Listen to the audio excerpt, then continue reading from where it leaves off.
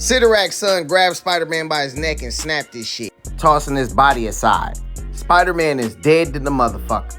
In this newest issue of Amazing Spider-Man, issue 68, part of the 8 deaths of Spider-Man, Spider-Man was talking to this girl that made him quit being Spider-Man in the first fucking place. She showed him that the X-Men was fighting in his place, and she showed him that all his people dead. Aunt May, all the motherfuckers dead. They was like, damn, a motherfucker that I don't even know died because of me. What the fuck? So he goes back over there, becomes Spider-Man again, tell Coulson to bring them back to life because he is the holder of the Death Stone right now.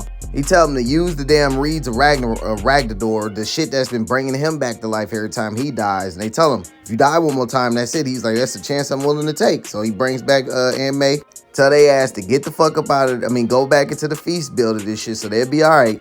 While they fighting this shit, old girl Spider-Man is trying to figure out what the fuck going on. She telling him like, that's not my brother. My brother a little bit, he tripping right now. He on some shit called the Blight.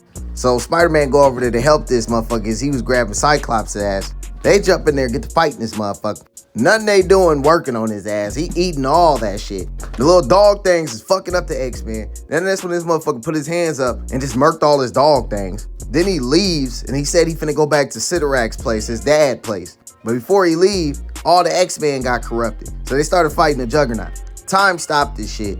Then she got to talk about the fact they gotta go stop her brother.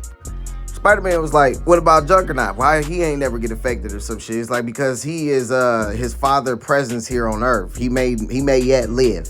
It's like, if we fail though, existence as we know it will end. So his suffering would have to be short. I can tell you're joking, but I can't tell you you're joking or not, Spider-Man says. They get over to the Crimson Cosmos and they see that all her brothers and shit got murked. Feel like, hey man, Dad, why the fuck you let everybody get murked? Why the fuck my father does not fight back? He supposed to be a warrior. This is his domain. So she up here like, fuck that. If he won't fight, I will. See if you can rouse my father while I find Calyx, my brother. So while she running around looking for him and shit, she stopped talking about some what's happening. Spider-Man run up to fucking Sidorak and shit, try to fuck with him. But then a big ass portal opened up above him. This motherfucker said, I ain't never been more afraid. But the terror I feel right now makes every other moment pale in comparison. This is the Blight that Strange feared. Spider-Man was like, how the fuck we fight something so damn massive and so powerful? That's what bro came up behind him talking about some, you don't. Know that this is your last breath. My triumph will be complete. Oh girl, look. As bro just drops Spider-Man. Spider-Man falls and you see his hand just open the fuck up. And old girl still looking.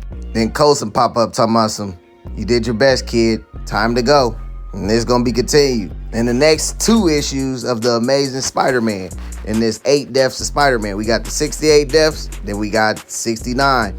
And 69 gonna have a cold cover with the Spider Knot. And he coming in issue 70 too.